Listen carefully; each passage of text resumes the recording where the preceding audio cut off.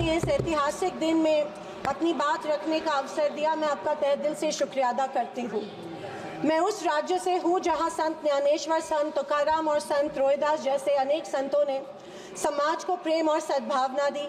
दूसरी तरफ शिवाजी महाराज, संभाजी महाराज और शाहू महाराज जैसे शूरवीरों ने अपनी दूरदृष्टि से सामाजिक एकता और न्याय संगत समाज प्रणाली की स्थापना की। मैं उस महाराष्ट्र की पुत्री हूँ जहाँ महिलाओं के अधिकार सुनिश्चित करने हेतु अनेक आंदोलन द्वारा महात्मा ज्योतिबा फुले, क्रांति ज्योति सावित्रीबाई फुले जैसे समाज सुधारकों ने समाज को एक नई दिशा दी।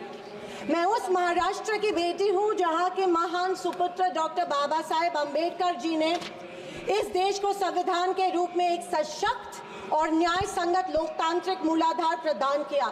पर आज उसी महाराष्ट्र में बीजेपी के सरकार के शपथ विधि के बिल्कुल 5 दिन बाद उसी संविधान की प्रत की विटंबना की जाती है। मैं इस बात का निषेध करती हूँ। परभणी जिले में संविधान के प्रत की विटंबना की गई।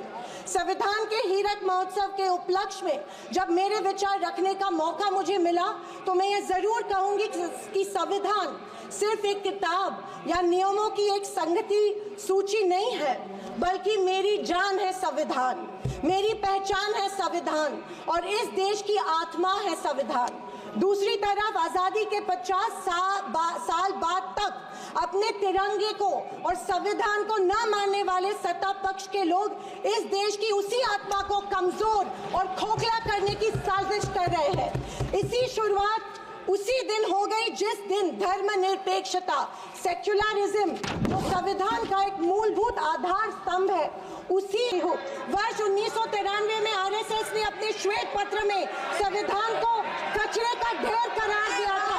क्या ये तिरंगे के खिलाफ नहीं है?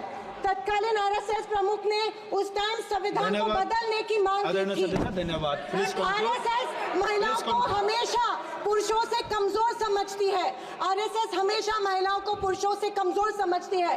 ये अफसोस होता है कि प्रधानमंत्री जी उनके ट्विटर हैंडल फॉलो करते हैं जो महिलाओं को गंदी गंदी गालियां देते हैं। इस बात का अफसोस होता है कि प्रधानमंत्री, हमारे देश के प्रधानमंत्री ये करते हैं। जनवरी 26, 2001 में इन्होंने तिरंगा माना और इतने सालों बाद तिरंगे को नागपुर में होस्ट किया। अध्यक्ष महोदय, मैं 2024 के लोकसभा इलेक्शन के बाद इन्हें एहसास हुआ कि संविधान को ज्यादा छेड़ेंगे तो सत्ता हाथ से निकल सकती है, इसीलिए अचानक संविधान के प्रति इनको प्यार उमड़ने लगा। अध्यक्ष महोदय, विशेष रूप से राजनाथ सिंह जी ने, मैं उनका सम्मान करती हूँ, बयान में जाने अनजाने आजादी के बाद से लेकर 2014 तक सारी कांग्रेस सरकारों को ऐसे सर्टिफिकेट दे दिया जिसे कोई झुठला नहीं सकता।